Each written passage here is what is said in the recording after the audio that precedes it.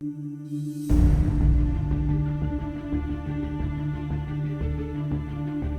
solid right circular cone of height 27 centimeter is cut into pieces along a plane parallel to its base at a height of 18 centimeters from the base. The difference in volume of two pieces is 225 cubic centimeter. The volume in cc of the original. Okay. It's a very simple question. If you know this concept, cube है, इस cube की height हमको दी गई है 27 centimetre. मैं पहले concept बता रहा हूँ, क्वेश्चन तो बहुत ही आसान है अगर आपको कॉन्सेप्ट पता है. अब वो कह रहे हैं 18 सेंटीमीटर फ्रॉम बेस पे कट मारा गया, यानी 18 सेंटीमीटर फ्रॉम बेस. यहाँ कोई कट मारा हुआ, ऐसे कटा हुआ, ऊपर बचा हुआ 9 सेंटीमीटर. Total 19, 18 plus 9 27. इसका एक सिंपल सा कॉन्सेप्ट है कि हम हमेशा ऊपर से देखते हैं कि क्या है सी. ठीक है, कॉन्सेप्ट क्या है, मान लीजिए आप इसमें ध्यान से देखिए, ऊपर से देखिए तो टोटल हाइट 27 है, तो ऊपर 9/27 का मतलब है 1/3. तो ऊपर हाइट से 1/3 पे कट मारा है. इसमें कॉन्सेप्ट ये होता है कि जो हाइट होगी टोटल की वो भी 1/3 होगी, और जो रेडियस होगा ओरिजिनल वाले का वो भी 1/3 होगा. ठीक है, तो मान लीजिए हमारे पास एक कोन है जिसका रेडियस है 3 और जिसकी हाइट है 3. अगर मैं 1/3 पे कट लगाऊं, मान लीजिए यहाँ पे 1/3 पे फ्रॉम टॉप, हमेशा ध्यान रखिए ऊपर से देखना है, तो इसकी जो हाइट होगी वो टोटल की यानी 3 की 1/3 होगी. बेसिकली इसका मतलब है 1 होगी हाइट, राइट. और रेडियस भी 3 का 1/3 ही होगा क्योंकि हमने रेडियस भी 3 लिया है, तो रेडियस भी 1 होगा. तो अगर हम रेशियो देखें कि बड़े वाले कोन का वॉल्यूम क्या होगा, बड़े वाले कोन का वॉल्यूम, कोन का वॉल्यूम क्या होता है 1/3 पाई आर स्क्वायर एच. तो बड़ा वाला जो कोन है उसका वॉल्यूम होगा 1/3 पाई आर स्क्वायर. क्या है, आर है मेरा 3, हाइट भी 3 ली. ठीक है, कॉन्सेप्ट समझा रहा हूँ. रेशियो ये है ओल्ड कोन जो बड़ा वाला है. ठीक है, और जो कट लगा तो ऊपर वाला जो हिस्सा है वो न्यू कोन है, और जो ये नीचे का हिस्सा बच जाता है इसे फ्रस्ट्रम कहते हैं. आपने फ्रस्ट्रम पढ़ा होगा तो आपको ये कॉन्सेप्ट आता होगा. तो न्यू वाला जो है उसका वॉल्यूम होगा 1/3 पाई आर स्क्वायर. अब रेडियस भी 1 है और हाइट भी 1 है, आर स्क्वायर इंटू एच. तो अगर हम इसका रेशियो देखेंगे तो 1/3 कट जाता है 1/3 से, ये 3 स्क्वायर इंटू 3 27 होता है, इसको ये 1. तो ये वॉल्यूम का रेशियो है. इसका मतलब है कि अगर पूरे कोन का वॉल्यूम 27 है, पूरे कोन का बढ़ेगा, तो ऊपर वाले कोन का वॉल्यूम 1 होगा. इसका मतलब ऑब्वियसली नीचे वाले कोन का वॉल्यूम कितना होगा 26 होगा, क्योंकि टोटल 27 है, ऊपर वाले का 1 है और टोटल 27 है. तो नीचे वाला जो फ्रस्ट्रम वाला पोर्शन है उसका वॉल्यूम तो 26 हुआ ना. 26 कैसे आया 27 माइनस 1, 26 कैसे आया 27 माइनस 1. तो आप इन दोनों का डिफरेंस देखिए, इन दोनों का डिफरेंस कितना है 26 माइनस 1 इज 25. तो अगर पूरे कोन का वॉल्यूम 27 होगा तो जो डिफरेंस होगा ना वो 25 होगा.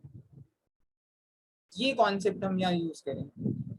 अब एज पर आर क्वेश्चन जो डिफरेंस है वो 225 है. जो डिफरेंस है वो 225 है. अगर डिफरेंस 27 होगा तो कोन का वॉल्यूम 27 होगा. अगर डिफरेंस 225 होगा तो कोन का वॉल्यूम कितना होगा, आप सिंपल यूनिटरी से लगा सकते हो. तो आप देखिए ये 25 का 25 अट्ठे 200 9 टाइम्स है. जो कोन का वॉल्यूम होगा वो भी 27 का 9 टाइम्स होगा. और 9 टाइम्स कितना होता है 40, 9 7 63, 7 6 18 और 6 34. So A should be the correct answer. बिना कुछ कैलकुलेशंस के आप ये कॉन्सेप्ट्स अगर समझते हैं then you can do it really fast. अब आप यूनिटरी भी लगा सकते हो कि अगर डिफरेंस 25 है तो कोन 1 है, कोन का वॉल्यूम 1 है। अगर डिफरेंस 1 है तो कोन का वॉल्यूम 27/25 है। एंड अगर कोन का डिफरेंस 225 है तो कोन का जो वॉल्यूम है वो 27/25 इंटू 225 है। इसे काट दीजिए, 9 पे कटेगा, 27 243 आ जाएगा। तो चीज वही है, but you should know this concept. अगर आप ये जानते हो कि फ्रस्ट्रम का वॉल्यूम कैसे निकालते हैं, ट्रेडिशनली बड़े वाले कोन में से छोटे वाले कोन का माइनस कर तो आ जाएगा, but you should know this concept. जो फ्रस्ट्रम होता है वो अगर 1/3 पे कट लग रहे हैं तो जो फ्रस्ट्रम है वो टोटल 27 में से 26 पार्ट होता है। यहाँ पे उसने वो डिफरेंस वाला पार्ट पूछ लिया। Still it's an easy question from mensuration. आप इसे ट्राई करिए and you should be able to do it. कि two persons are walking beside a railway track at respective speeds of 2 and 4 km/h in the same direction. दो लोग एक railway track पे same direction में चल रहे हैं। Train coming from behind cross them in 90 and 10 seconds respectively. 90 और 100 second में वो क्रॉस करती है। The time in seconds taken by train to cross an electric pole is nearest. ये बेसिकली ट्रेन्स के ये बेसिक क्वेश्चन है टीएसडी का है। तो ये भी इजी, आप इजी टू मीडियम कह सकते हो जस्ट बिकॉज थोड़ी सी कैलकुलेशन है। ये पोल्स के और रिलेटिव स्पीड के कॉन्सेप्ट है। आपको बस ये याद रखना चाहिए कि अगर दोनों सेम डायरेक्शन में जा रहे हैं, पर्सन भी मान लो बंदा 2 की स्पीड से जा रहा है, जैसे 1 2 की स्पीड से, और लेट्स अज्यूम ट्रेन की स्पीड है x, तो जो रिलेटिव स्पीड होगी वो x-2 होगी। ठीक है, क्योंकि सेम डायरेक्शन में स्पीड हमेशा माइनस होती है। तो पहले वाले बंदे को क्रॉस करेगा वो पहले 2 वाली स्पीड को, तो 2 वाली स्पीड को वो 90 सेकंड्स में क्रॉस करेगा। इसका मतलब है जब ट्रेन ऐसे किसी बंदे को क्रॉस करती है ना, तो जो डिस्टेंस ट्रेवल्ड होता है वो ट्रेन की लेंथ होती है। Length, that is our distance. तो आप उसका डिस्टेंस आप t मान सकते हो। तो x-2 रिलेटिव स्पीड हुई क्योंकि x ट्रेन की स्पीड है और 2 उस बंदे की स्पीड है, तो x-2 क्योंकि km/h है तो इंटू 5/18 करेंगे हम मीटर पर सेकंड में कन्वर्ट करने के लिए। So this is my speed. Speed into time is equal to distance होता है। और टाइम कितना है? टाइम है 90 second. So into 90 that should be the distance of my train, that should be the length of my train या distance travel. Same तरीके से जब वो 4 वाले को क्रॉस करेगा तो x-4 ये km/h में है, इसको 5/18 करेंगे तो ये मीटर पर सेकंड में चेंज हो जाएगी। इनटू जो हमारा टाइम है वो 100 सेकंड्स है, that is also equal to the distance. Basically distance is equal to speed into time ही कर रहे हैं। जब भी ऐसे ट्रेन मान लीजिए किसी बंदे को क्रॉस कर रही है, मान लीजिए ये बंदा यहाँ है, तो उस बंदे की कुछ विड्थ नहीं होती है, तो जब ट्रेन क्रॉस करेगी तो ट्रेन ऐसे पहुंच जाएगी। अगर ये मेरा आदमी है तो आदमी जैसे लग नहीं रहा बट एज्यूम करिए पोल है, आदमी है, तो जो डिस्टेंस ट्रेवल्ड होता है वो ट्रेन की लेंथ ही होता है, that is equal to distance. और जो स्पीड होती है वो इन दोनों की रिलेटिव स्पीड होती है।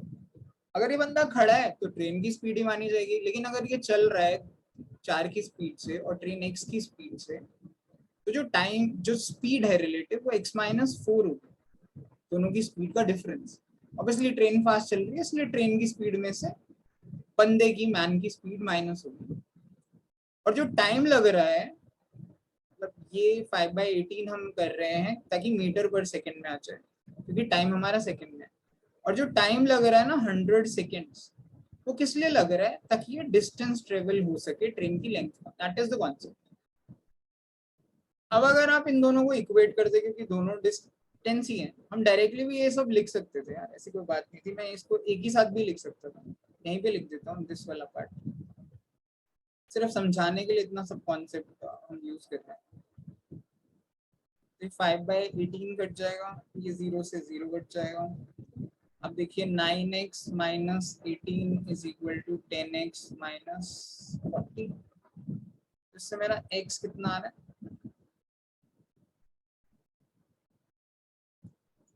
22 किलोमीटर पर आवर।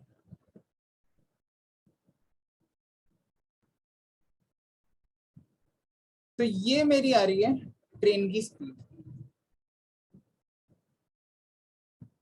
अब ये जो पोल को क्रॉस करती है ना जब भी ट्रेन, तो ये वाली जो चीज बताया था, तो इसमें ये अपने डिस्टेंस को ही ट्रेवल करती है।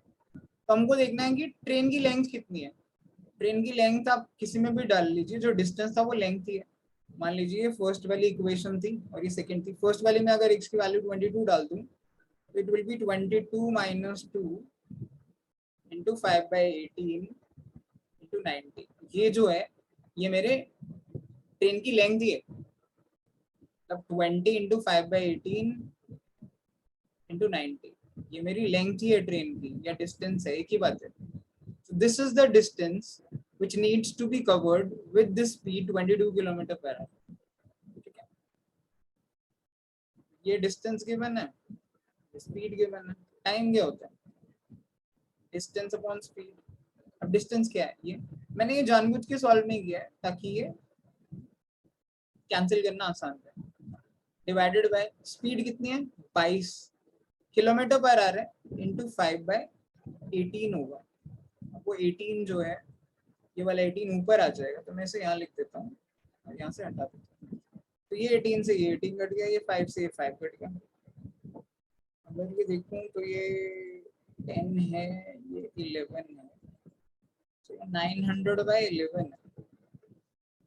बेसिकली 900/11, अगर आपको 100/11 पता हो तो 100/11 होता है 9.09 परसेंटेज में। मतलब अगर आप 1/11 जानते हैं ना तो वो 9.09 होता है। ये बेसिकली 100/11 ही होता है परसेंटेज के हिसाब से। तो 9 into 9/11, so that should be 81.81, which should be approximately equal to 82 seconds. So that should be our answer number. Option number D, 82 seconds it will take to cross. इसमें कुछ ज्यादा डिफिकल्टी नहीं है, सिर्फ थोड़ी कैलकुलेशंस है। अब पहले वाले ट्रेन और पहले वाले बंदे से ट्रेन की लेंथ निकालिए, दूसरे वाले बंदे और ट्रेन की लेंथ निकालिए, दोनों को इक्वल कर दीजिए, इससे आपको ट्रेन की स्पीड मिल जाएगी।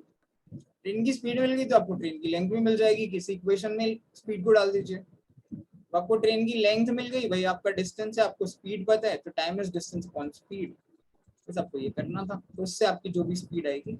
अब इसके लिए आपको थोड़ी कैलकुलेशंस के लिए आपको ये फोकस करना चाहिए कि आपको परसेंटेजेस वगैरह आते हो, आप डिवाइड भी कर सकते हो, बट दैट टेक्स टाइम, और एग्जाम में हमारे पास इतना टाइम होता नहीं है।